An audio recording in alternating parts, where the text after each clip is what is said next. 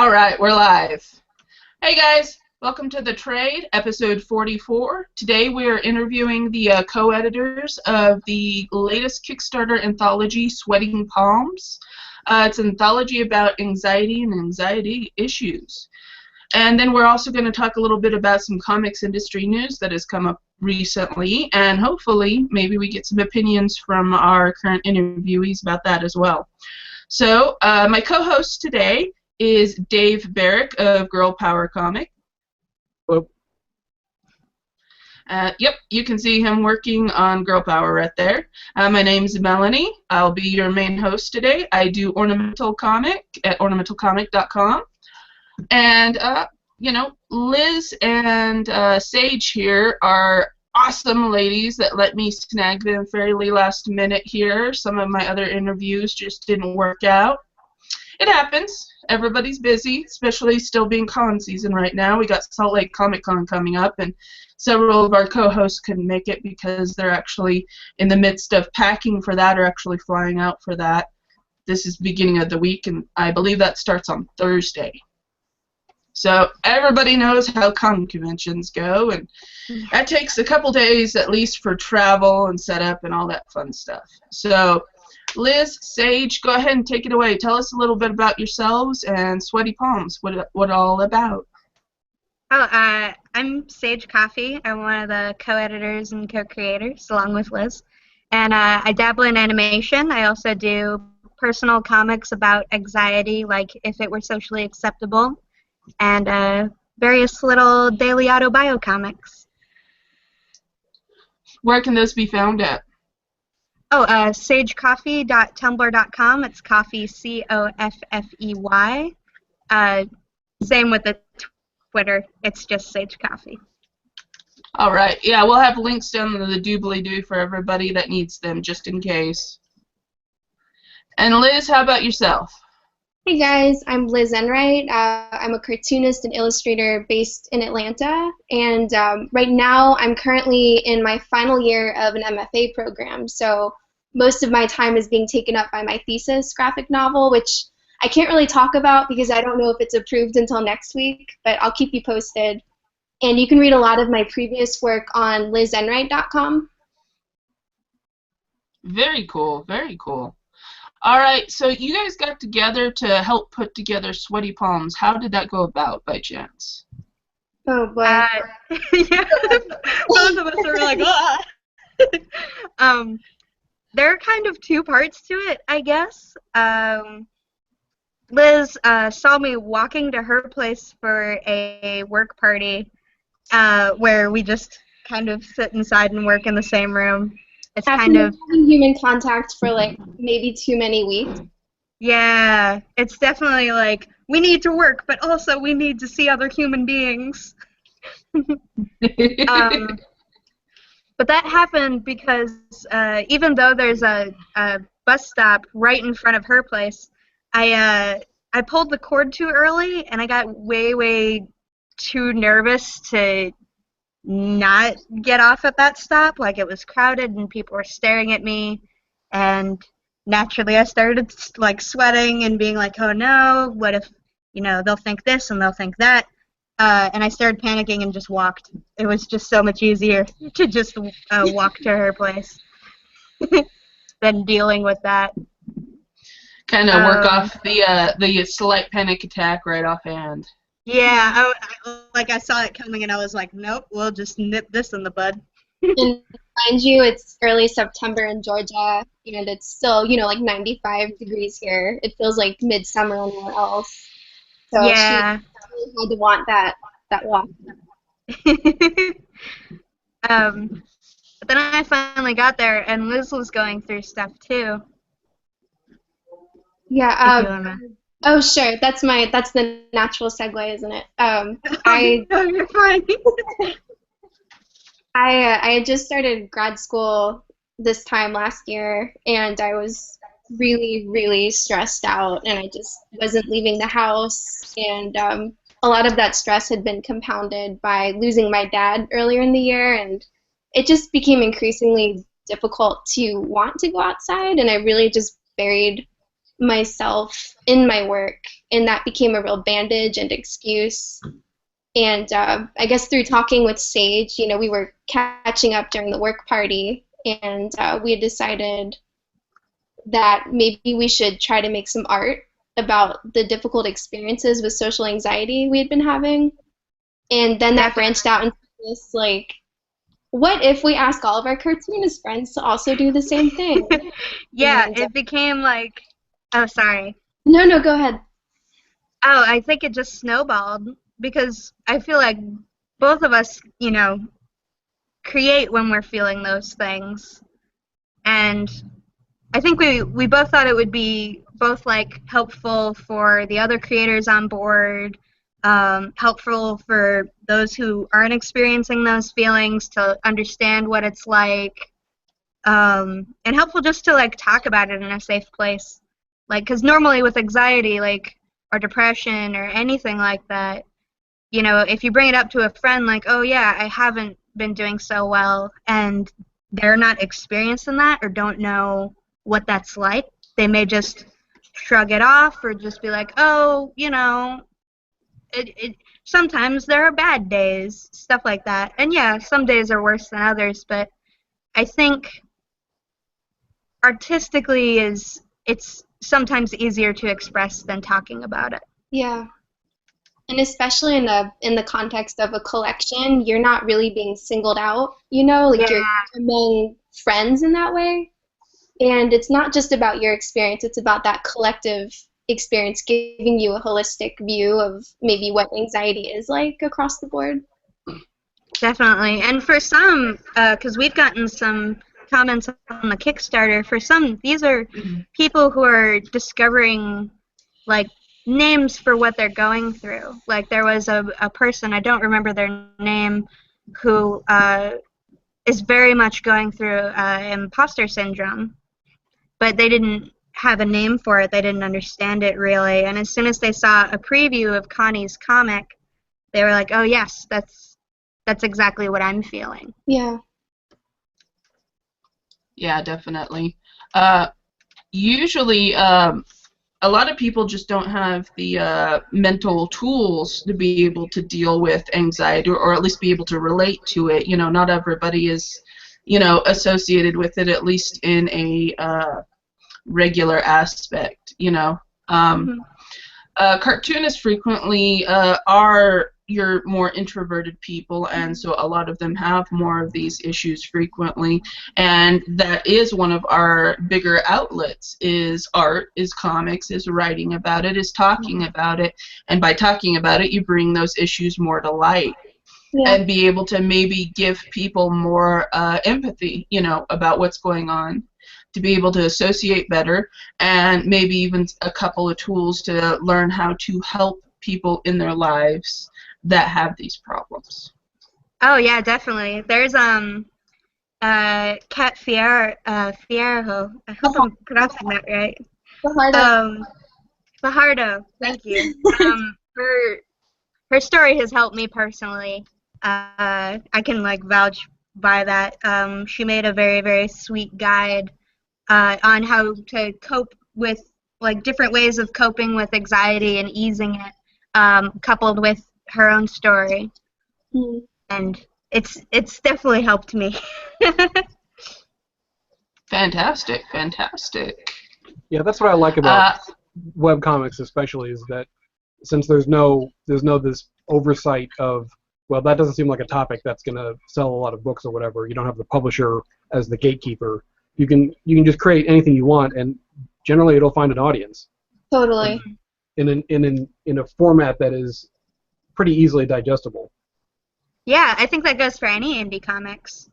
Yeah. Even outside of webcomics, like any self-published comics are without that strain of a person being like, oh, well, we need to sell this.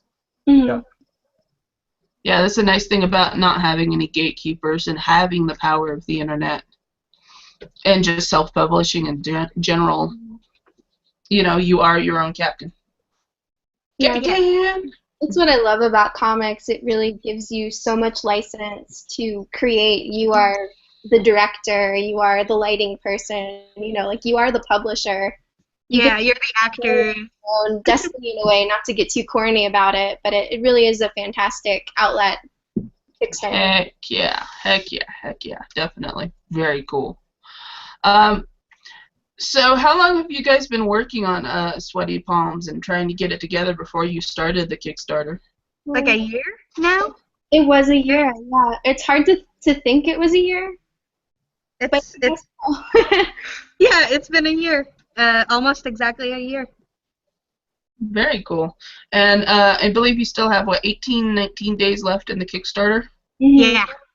Yeah. Okay, so by the time this goes up, it's just a couple more days here. It'll be on the 1st. It'll still have a good 15 days or so, I believe. Definitely.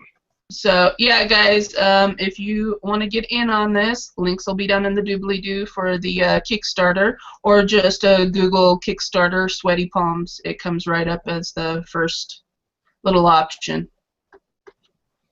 Very, very cool. Well, I am so glad you guys are making this. I mean, you know, one of the many things we need to do with comics is bring up basic societal issues, you know? This is why I like indie comics so much and web comics, and, you know, it's just we can bring these issues to light and we don't have to go through a gatekeeper. Yeah. I think it's also important to get to know creators, like what they're going through, what their lives are like. That's just me personally, though. I tend to like auto-bio work because it's like peering into a window of their lives, you know? I don't mean that in a weird way. I guess that sounds weird. I think there's a voyeuristic aspect to it, which is a lot of people spin that for comedy purposes. A lot of my favorite auto-bio comics are by women who are kind of, I don't want to say demystifying being a woman, but just, you know, making funny jokes about shaving legs and buying bras and things that you get as a quip on a talk or on a sitcom, but rarely any actual insight. Yeah. You know, it's half of society, and sometimes it's half of people that you don't normally see. Yep. All right. What were you saying, Liz? About Oh no, I was just going to reveal myself to be incredibly creepy because I do feel very attached to our contributors because I do feel like we have access to this really intimate part of who they are. Yeah. It's like they become our friends, you know? That feels really presumptuous, but I love all of them. I think they're great people, and I don't know if they feel the same way about me as editor. I know that's creepy, but I'm sticking No, I think it's really, really good that we have that kind of relationship with our contributors, because I definitely feel the same way. I'm definitely like, oh, I hope they're doing okay, or I'll check their Twitter like, oh, I wonder what they're up to. Oh, cool, they did this thing. You know. Well, that's another way to just make friends. Yeah. It really is. We're just sharing stories, and that's one of the biggest ways humans interact is sharing stories. Just, you know, across the whole broad spectrum, no matter what society we're talking about and what continent, we all share stories, and that's how we become friends. Yeah. Definitely. All right, guys. Well, so why don't we go ahead and go on to a little bit of news just to, you know, kind of get everybody up to date on some of the fun stuff going on in the industry right now. Let's talk about Hulu has optioned rights. They're going to start making a Runaways series. TV series. That's really cool. Is it going to be animated or live action? Do we know yet? We don't know. They haven't mentioned in the article, and again, links will be down in the doobly-doo for anybody that's interested in reading up as well.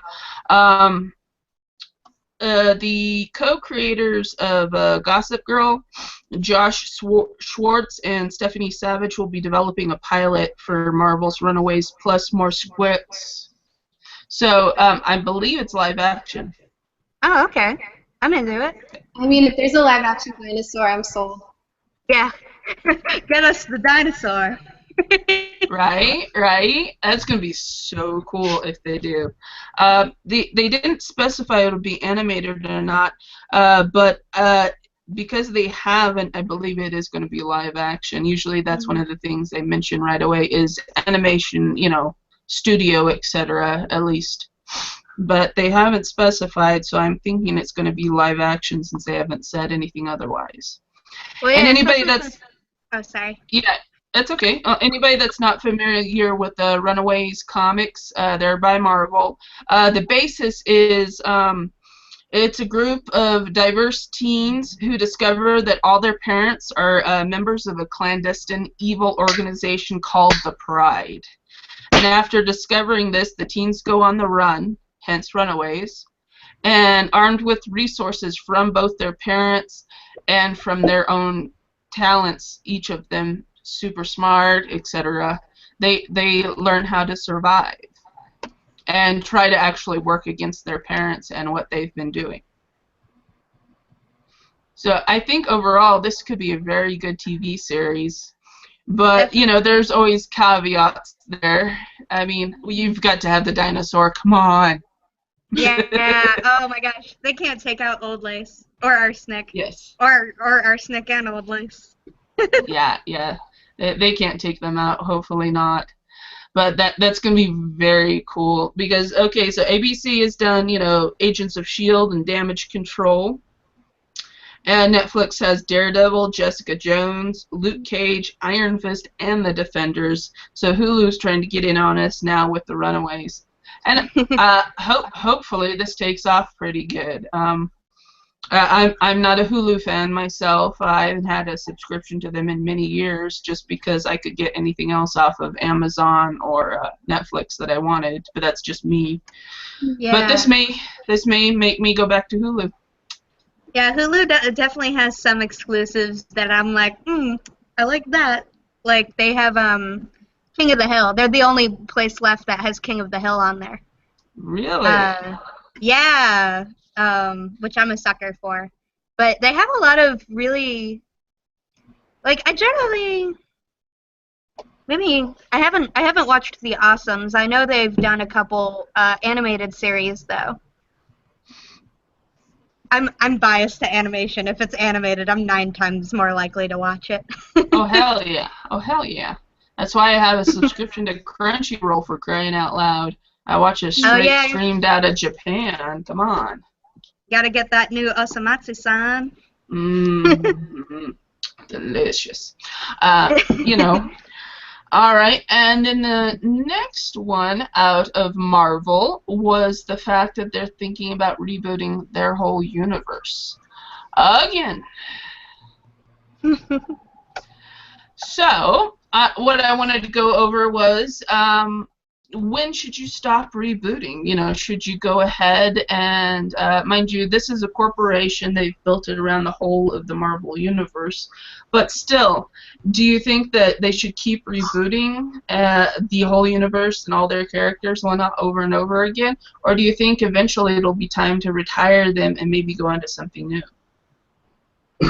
I don't think they'll ever retire those guys. It's the same problem with the movies. Well, partially because like Sony Studios is apparently just not good at making Spider-Man movies. But yeah, the constant reboots, it really gives the impression that there are no superhero stories worth telling other than origin stories. Because it seems like, the origin movie, like the very, very first Spider-Man movie that they did in whatever it was, the early 2000s, I don't remember when it came out. Like, that one was pretty good. Next one was okay. Third one was, but that was studio interference. And then they reboot, and they do another origin story. It's like, is there anybody who doesn't know Superman's origin or Batman's origin? Like, you can skip ahead to something more with a little bit more meat on it right now. Mm-hmm. But all the reboots, I don't know. I don't think they should. I understand the problem of being on issue 400 of Spider-Man and a new reader doesn't want to pick it up because it's like, well, I don't know what happened in the previous 399 issues. It's a problem, right. And you have an iconic character that you kind of need to keep around because you got to keep the lights on. I don't know, but the problem for me is I just don't read those stories anymore because there's no point in investing in anything that happens to the characters. There's no character development, and even if there is, it just gets wiped out every 3 years when they reboot their universe. So. Right. See, that's the issue I've had with both Marvel and DC. They reboot every so often. Well, I'm sorry. I was invested in the old stories myself. What are you going to do with the old stories? Is that pretty much garbage now? I had no idea they just threw away stories. I thought they wrapped them up, at least. I think maybe sometimes they do, but it doesn't. It's even if they do, it still means that the stories are of no consequence. It's Peter Parker and Mary Jane finally got married. Oh no, they didn't. Because the next issue you pick up, everything's different. So I don't know. It bothers me. No, I agree because I think stakes are really what makes you feel emotionally invested in a character and a story. And when a company or a writer plays with the reader's emotions like that, it's hard to trust them as a reader. Yeah. Well, it also, like, going off of what Liz said about stakes, it's also like, death of Wolverine, such a big thing, but then Wolverine comes back, or, like, if there's promise of reboot, there's no danger for that character. Yeah. You know what I mean? Yeah, like the death of Superman, when he was finally killed, and they were hinting at maybe never bringing him back. People became extremely invested in the overall Superman story. Mm-hmm. And then he decided to, all right, well, we'll go ahead and bring him back now. And it's like, then why did he die? Honestly, why did you even do that? Actually, the thing that I heard was... If you love him so much, here he is. Yeah, the thing that I heard was when they said they were planning on killing him, there was somebody at DC that said, yeah, we're gonna try to keep him dead for at least 12 issues. So I was like, well, all right, I guess that, who cares? Pretty much. I feel like they're kind of like big superheroes, like Batman, Spider-Man, those guys. Like, they're kind of fairy tales at this point. Like everybody knows kind of what the origins are and where they're sort of going. Yeah, there's almost an argument there for forcing companies to end the forever and a day copyrights, and like let those characters that have been around for 60, 70, 80 years, let them lapse into the public domain and see if those companies have the chops to do something new. Because I mean, you think about like Elementary and Sherlock and every movie ever made about Sherlock.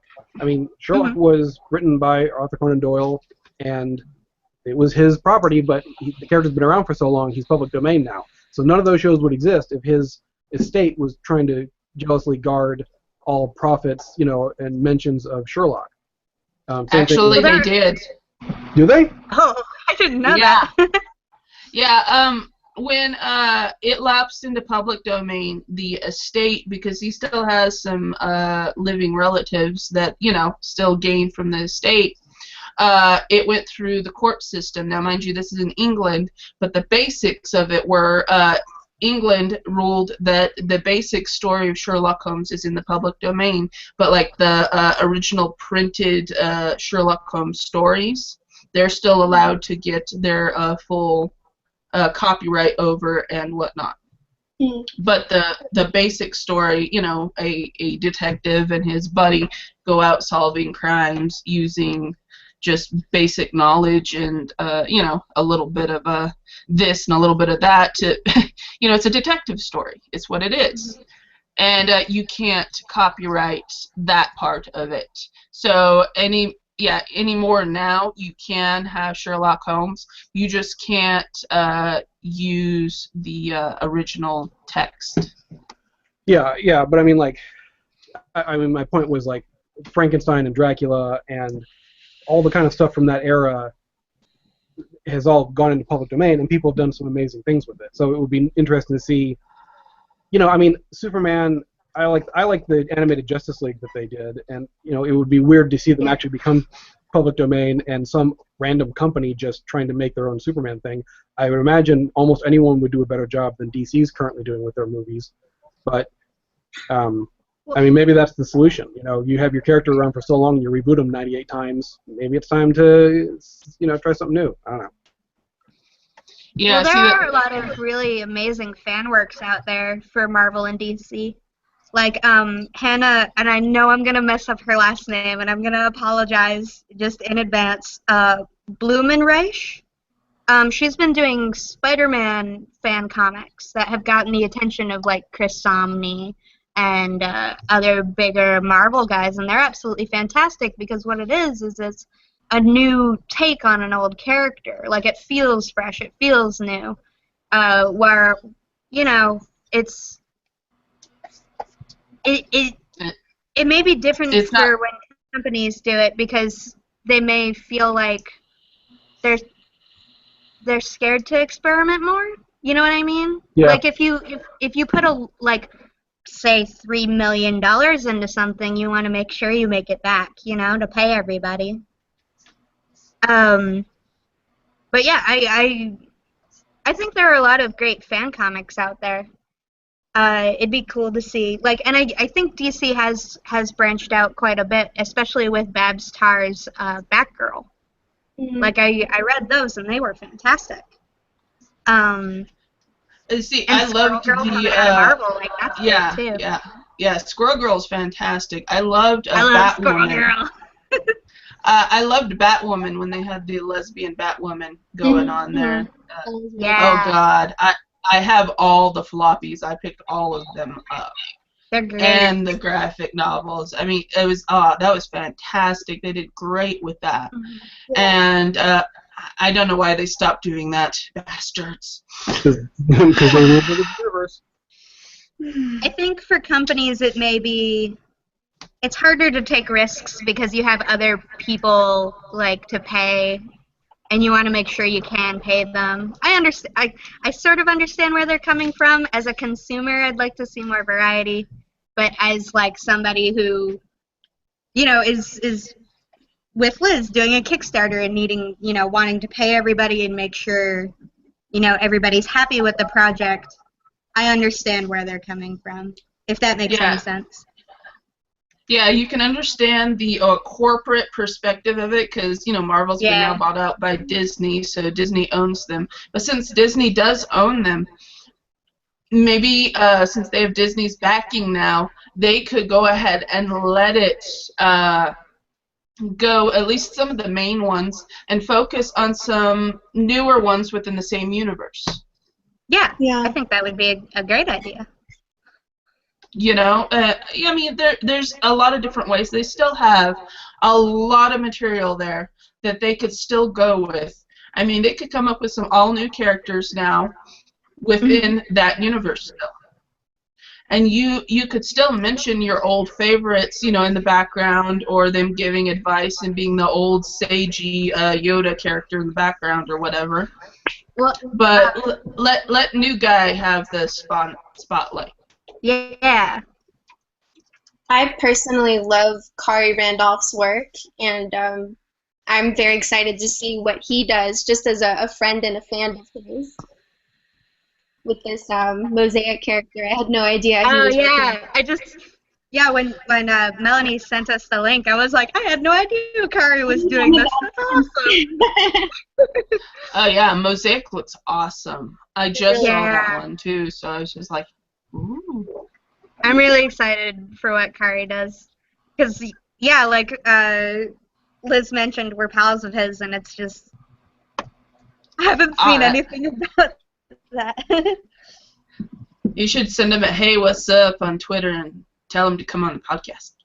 He doesn't leave the studio much, but we can try.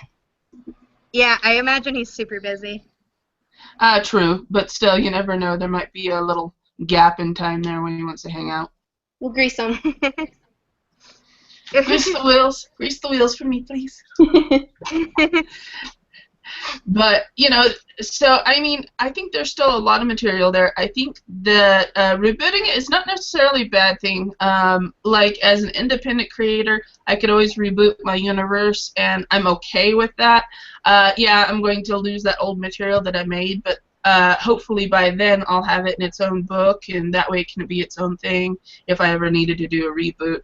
Mm-hmm. But overall, I think there is more worth in allowing some things to just go ahead and go and starting in on something new. But there again, we're talking about from a personal, independent perspective. As a corporation, yeah, I could see where it'd be a lot harder to do, but that's why you would introduce the new characters first, start building up hype on them, start getting them more prominent, and that way you can let these other ones go more in the background. Yeah, and maybe or give even like them a good rebooting. finale. Or even rebooting older characters. I mean, like Squirrel Girl was only in a few issues of Iron Man, right? But now she's easily one of my favorite Marvel comics. Well, she was mentioned here and there throughout. I know she even, one point or another, she's considered one of the most powerful mutants. Yeah, because she single-handedly took down like Doctor Doom and Galactus. She was a bridesmaid in Deadpool's wedding. She's always been like scattered throughout in like mini things, but I feel like they did exactly what you mentioned, where like they kind of eased her in, and now she has her own thing, which is cool. Yeah.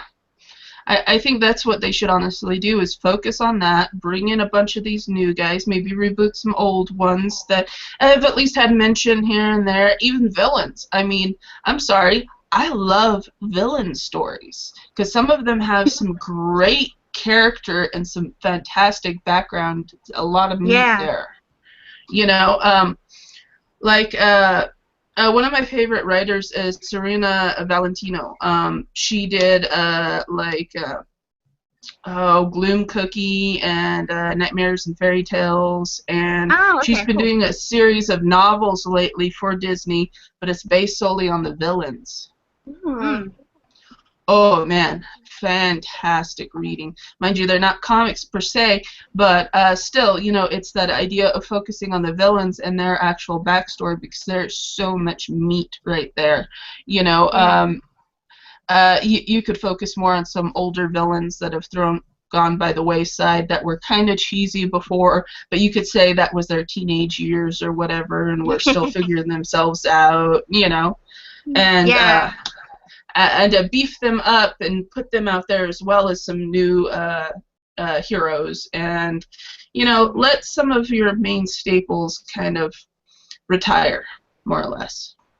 What's a series I think that does that pretty well, like covering villain backstories and kind of shifts focus towards them, is Venture Brothers. Have you watched it at all? Oh, yes. Yes, Venture Brothers is fantastic. So good, especially like the most recent season. Like it has it's much more focused on the Monarch rather than Dr. Venture and the Venture Bros themselves, which I like. Like I like that it shifts kind of focus from all these characters where you have such rich backstories to them. I'm so scared of saying spoilers. I know it's been a couple months, but still. Still, yeah, I haven't got to see the latest season yet myself, so I just know the vague specifics, I won't. And I'm like, No, but it's on my list. A lot of good Monarch backstory, and a lot of good Dr. Girlfriend backstory and Guild backstory. I love Dr. Girlfriend. I do. Oh yeah, I love her too. She's easily one of my favorites. Definitely fantastic. All right, well, let's switch over to something that's kind of interesting, and this has happened, in sparseness over the past couple of years before, but it's becoming more and more to light. Doing more of like a digital con. Stan Lee has mentioned he's probably going to stop doing regular conventions. He's just, I mean, he's getting old. Well, I don't blame him. Nobody else would blame him. When you get to a certain age, you can't do as much traveling, and it's tiring. You hurt, Your body is your body, and you got to take care of yourself. And it would be easier for him and some of these older creators, or some that are just, poor. Maybe it's just harder to get to more conventions, and it would be easier to do digital cons. And I don't know the specifics. They just give the generals in this news story from Comic Speed. But they talk about how more and more people have started talking about doing just digital cons, especially with the older creators and writers and the like. And I think that might be some interesting ways to go about it, but I don't see how you would be able to monetize off of it. Yeah, well, Blizzard. Go ahead. Oh, no, I'm sorry. Yeah, that's my biggest question. As a creator, I think, like any storefront, so much of what draws somebody in is your table display. So how would that then translate to the virtual, what I imagine to be some sort of grid that you would, maybe poke on someone's booth and see their storefront? I'm not sure what shape that would take. Yeah, see, I would see how they would have to set that up, and you would have different interview times, of course, for different creators, so I could see that happening. So, but yeah, how would you be able to help people advertise on there? Would you have like a ticker tape at the bottom with the creators, little booth, links or whatever, so to speak, going across? There's a lot of money potentially to be made here, and so I think someone will figure it out. And we've started to see the beginnings of this, I think. I know San Diego Comic-Con and like Blizzard does their BlizzCon, where, those things sell out. I don't know about San Diego Comic-Con, but I know like stuff like BlizzCon will sell out within minutes. And so they've started doing, virtual, like they'll actually sell tickets to watch streaming panels and stuff like that. Cool. Oh. I think there's just the next step of introducing, some kind of like you said, a creator storefront, some kind of there's I don't know, a screen with the top-down map of the convention floor with indexable, searchable, creators, and then links to their storefronts or some kind of interface. I think there's too much money there for no one to ever figure it out. I think it's going to happen very soon. Yeah, they'll figure something out, hopefully, and kind of give everybody a general model of how they want to do it. I think it could be overall a good thing, especially for people that are either very far away, travel, costs and whatnot are an issue, or health issue, Totally. Maybe you just can't do that much traveling, or just, you just can't, and that's all there is to it. So I see this as a good thing overall, but I see it, like you said about like BlizzCon and several physical cons, Emerald City especially, for instance. I tried getting a booth there for this year, and within like 15-20 minutes, it was closed. Wow. It was completely sold out, and it's hard as heck to get into their artist alley even. So, maybe digital cons would be a better solution for maybe some more independent creators that just can't go in, older creators. I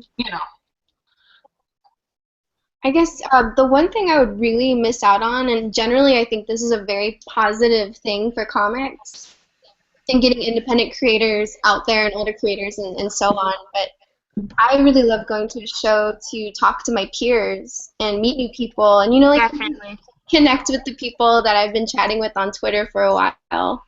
And I would definitely miss getting to with somebody at the bar, Like, that's just, to me, what a convention is mostly about, but it's also very stressful, so I'm talking from a place of stress. Right. Yeah, I definitely like meeting people for the first time, or like some of the contributors, the Sweaty Palms contributors, I met for the first time at VanCaf. Jeanette Gill and Glip, and they're easily like two of the sweetest people I ever met. It's meeting people is definitely a big one for me too, and I'd miss that. Yeah, that one-on-one FaceTime would definitely be missed. I love every time I've gone to a con is not only getting that one-on-one time, but being able to get things signed, maybe buying a sketch or two for some of my favorite artists, being able to peruse some of their old artwork too, and being able to buy from them, because a lot of times they'll have maybe just new exclusive art or prints specifically for that con and that con only. I mean, you know, there's different little attributes here and there that a physical con has. The smell, you know, the press of the crowd, the anxiety of getting stuck in the middle of a human sardine line. You know, yeah. $15 for a hot dog. Man, I don't miss that. Emerald, when I went, mind you, that was a couple of years ago. I went back in 2014. It was pretty good, but I did have the occasional anxiety moment in the middle of the crowd going, oh my god, too many people. Oh my god, oh my god. Oh, yeah. What Smell! is Emerald City held, the show? They have like a convention center, or? Yeah, they rent out one of the big convention centers in downtown Seattle. And that place is packed, and it is several stories tall. Ooh. Dang. Something that's helped me with that, my therapist recommended it to me, because I also get very, very anxious in crowds, is remember the last taste you had in your mouth, and identify at least one thing you can touch. So, like, if you're in a crowd, obviously it's going to be like your shirt or your pants or your face or like your glasses, anything like that. And identify at least like one thing you can hear clearly. And that really helps, because it grounds you. It's like, okay, here's me, here's what's going on, here I am. Instead of being overwhelmed, you focus on 3 little things. Yeah. Yeah. Usually I have to just remind myself they're not a threat. Nobody's actually trying to hurt you. It's just the crowd is getting a little rushed right here, right this second. And it sucks, but it'll clear. You're okay. It'll be fine. Okay, there we go. Yeah. Every once in a while, I get more or less like a claustrophobic feeling with a giant crowd like that. This is why I like living in the backwoods and the, you know, way out there in BFE, is I don't have to worry about that press of bodies. Yeah. But that's me. That's just me. I don't have anything to contribute to the anxiety conversation. It's not, well, not that I've never had anxiety before, but at a comic convention surrounded by nerd peers is like, that's my scene. So I get no anxiety there. I've even done panels without even a second thought, just stand up. Yeah, I write a comic and I'm a big dummy who does whatever, you know. Like, I don't care about that. But of course, you put me at a meeting, a business meeting, I'm just like standing in the corner, like ignoring everyone, waiting to go home. So. I feel that. Yeah, definitely. Bad jokes, but I'm gonna say it anyways. Here we go. I wonder if they'll have a virtual bag, a shopping bag that users can drag onto your booth to obstruct people from looking at it.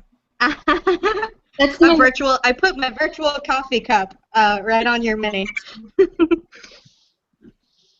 I could almost, honestly, see somebody creating a marketplace like that, and then, you know, as a platform, some kind of virtual platform, and then people doing plugins like apps or something, and one of them is like mini games of like fend off the, you know, keep the kids' eyes averted from your adult stuff, and you know, don't keep that drink off my display and whatever else, or dislodge the booth barnacle. Kind of Have you ever seen that video game that's you push a cat's face away from a bowl of your cereal?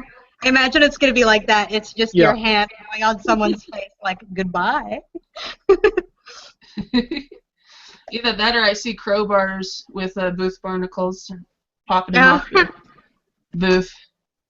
running around trying to make money, shaking hands, handing out flyers. Flash games, yes. All right, so our last bit of news is a rather bit of a doozy. It's an interesting one. I know you guys hadn't heard about it until I brought it up here at the beginning of the podcast before we started recording. Cartoonist Ted Rall, who was a cartoonist for the LA Times, was recently fired by them because he had an altercation with an LA police department. Now, he fully admits to his wrong. His wrong was jaywalking, guys. He fully admits to that. He says, look, I'm human, I jaywalked. I did it. I'm sorry. I apologize. But the way the police treated him, they beat him up. It was a case of pretty bad police brutality on their part. And so he stood up for himself, and he brought this up into the public light about how the police department, at least where he's at, which is over in LA, was treating him wrong, and his current employer, the LA Times, did not like that.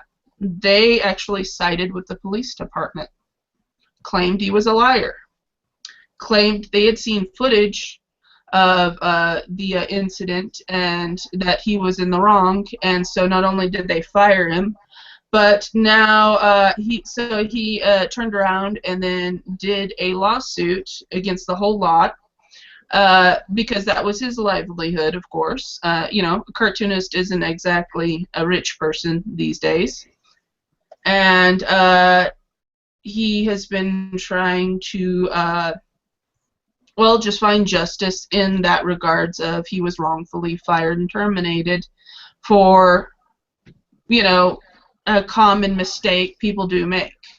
I don't understand how jaywalking escalates into police violence. Yeah. Yeah, I don't either. That means that's an extreme reaction to somebody jaywalking.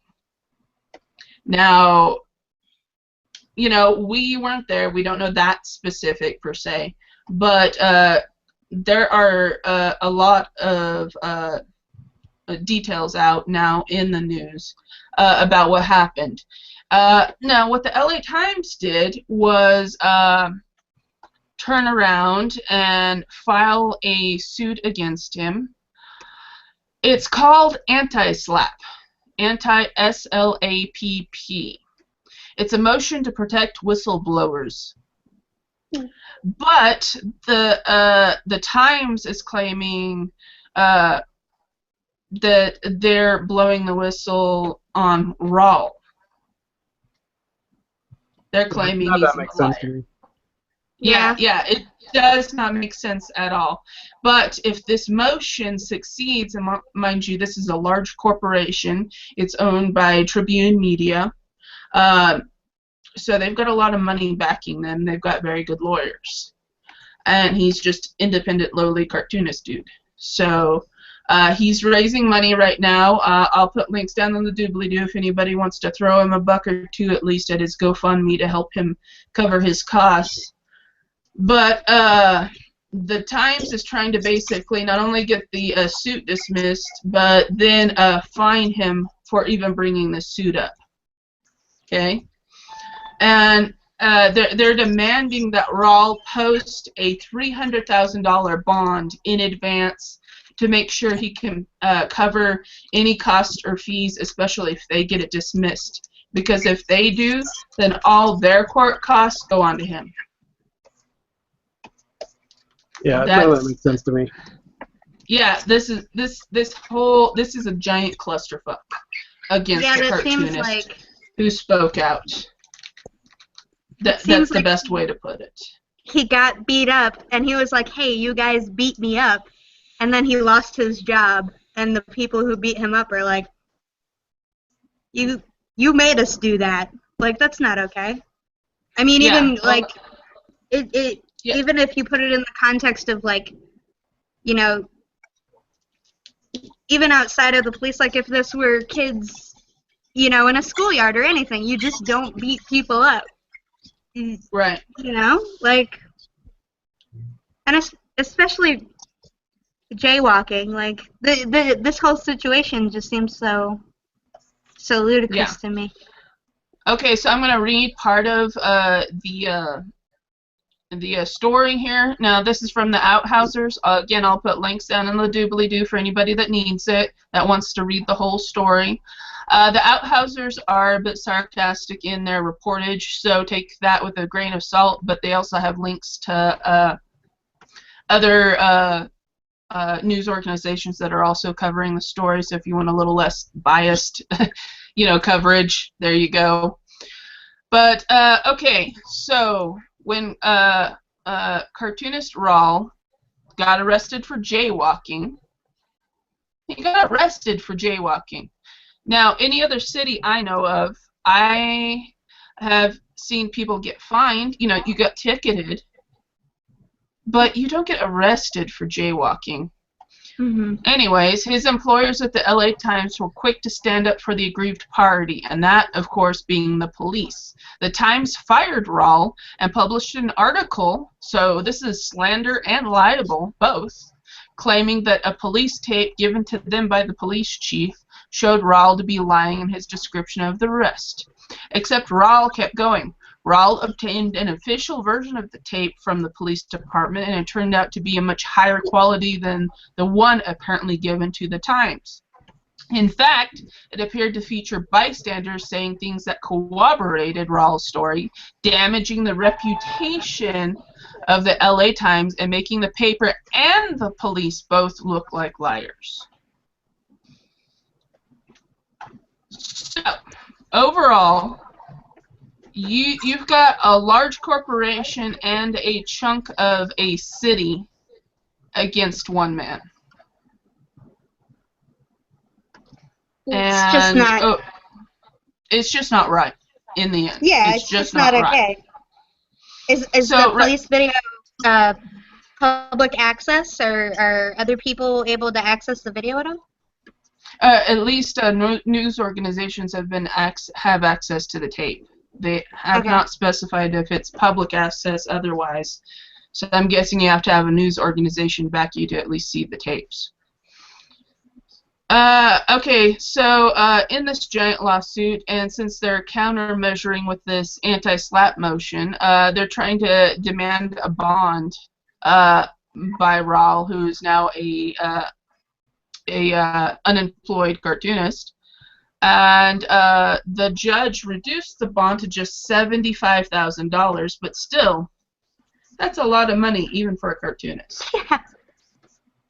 Oh my God. Yeah. So he's been raising money on GoFundMe.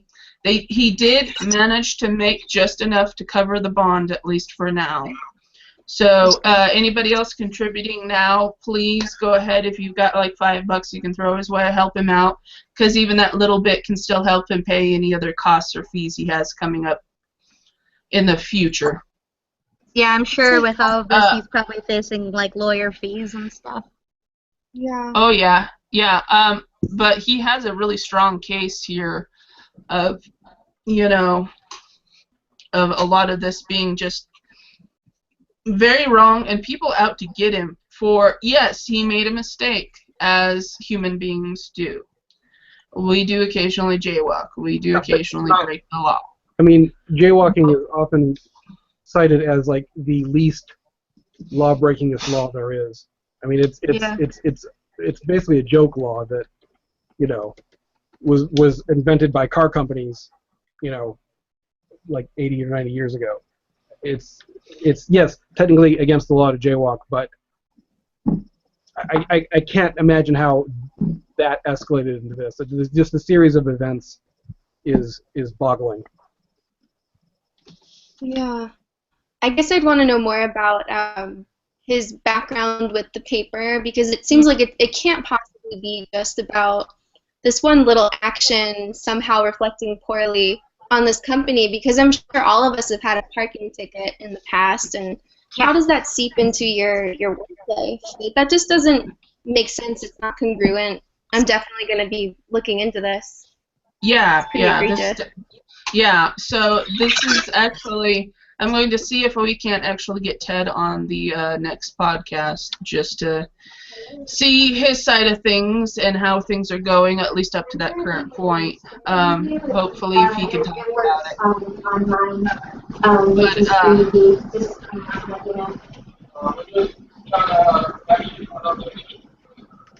I'm gonna mute Sage there for a minute. Anyways,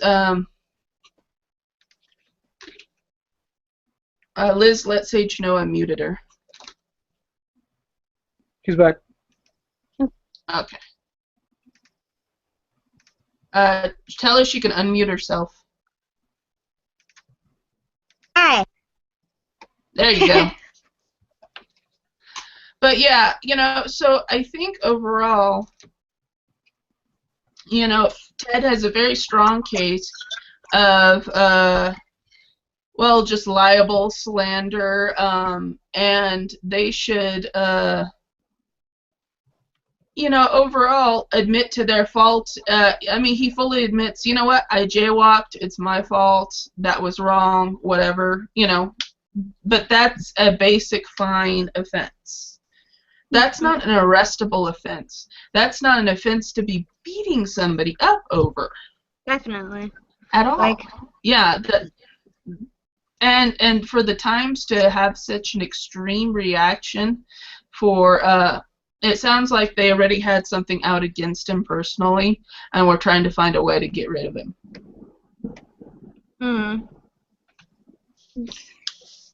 I think as a cartoonist, I've seen this come up more and more, especially with like big companies stealing designs from indie cartoonists. There's just no way with the money we make and scrounge together every month that we can fight that. I mean, they could drag out a suit forever and it won't hurt them whatsoever. Yeah. I don't know. Yeah, that's the problem. Argument. It's a huge When fear.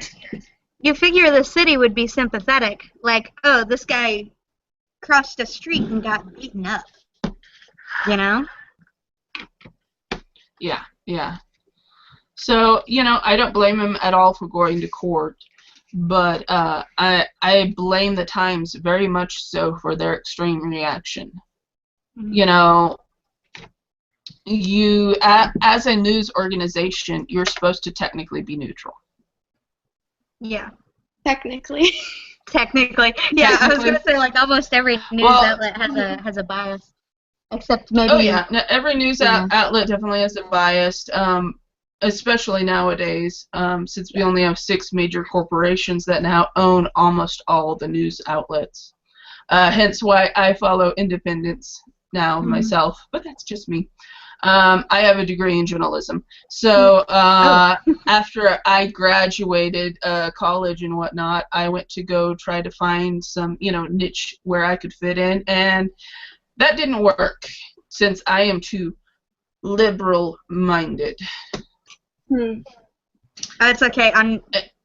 You know how on Facebook you can go through like the advertisements to have you set as, like if you go into your settings, they have advertisements that they actively think you'll like, and you can check off like which ones are actually like you, but it guesses them. And mine was guessed as communist. I was like, oh, okay. I just know that on Facebook. That's pretty cool. Yeah, mine was communists and cats. And there was one more that I was like, what? Which cats I understand. They got that right. Right. Yeah, overall, I think I'm a very open person. I mean, anybody is, at least with some issues you're open with, others you're very conservative with. That's personal there. And, especially those algorithms, they don't get it right. In fact, hardly ever. I always think it's funny to like go through and see what they give you. Yeah, definitely. I've been going through, and I don't know about you guys, but I've been blocking all the Donald Trump like pages and ads and anything like that. Anytime it pops up, I'm like, block. Block. Yeah. I don't want to see. No, thank you. Go away. I'm good. Yeah, I even got the little browser extension that can block out all Donald Trump crap.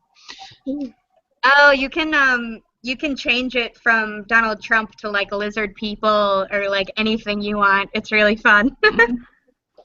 Heck yeah. That love technology. Yes. I do. I like our modern age as much as it's got its faults. It's also got its definite perks. Yeah, we're living in the future. Yay! Where's my flying car? Damn it. Yeah, well, I mean, like, I have a touchscreen phone, and that still blows my mind. I'm also, like, secretly an 80-year-old, but but still, it's super cool. Technology is cool. It is. It is. So is Cary Grant. Yes. Oh, that Cary Grant boy. I love seeing him on the big screen. I'm still waiting for someone to make the one true paint program. Oh. Oh. There's some that get close, but there's always a feature that you need another program for every once in a while. The dream. They're still working on it. You never know. Maybe at some point in the future they'll get it. But I doubt it, honestly. I still think traditional media has its niche, same as digital. Oh, it always will. All right, guys. Well, I think we go ahead and just wrap this up for today. So thank you so much for joining me and Dave here. We appreciate it. Thank you for having us. So, guys, I learned something. So this. Yeah. Yeah. Very cool. So this has been Sage and Liz with the Sweaty Palms Anthology. You can find that on Kickstarter. And my name's Melanie. I've been one of your hosts. I do ornamental comics at ornamentalcomics.com. And with me has been Dave Barrick of Girl Power Comics. Well, goodbye. All right, guys. We'll see you next month. Bye. Bye, bye, bye.